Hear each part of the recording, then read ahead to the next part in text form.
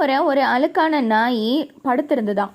அதை பார்த்த ஒரு முனிவர் என்ன பண்ணாரா, ரொம்பவே ஒதுங்கி போய் தன்னோட ட்ரெஸ் எல்லாம் ஓரமாக தனக்குள்ள அடக்கிக்கிட்டு அதை தாண்டி போனாராம்.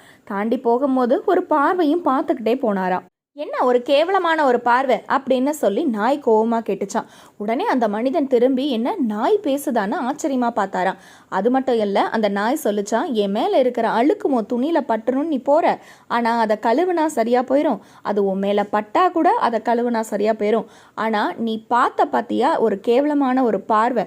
இந்த பார்வை ஒரு கோடி வருஷம் ஆனாலும் உன்னுடைய பாவக்கணக்கிலிருந்து அழியவே அழியாது அப்படின்னு அந்த நாய் சொல்லிச்சான். அந்த முனிவர் உடனே நாய்கிட்ட மன்னிப்பு கேட்டாராம்.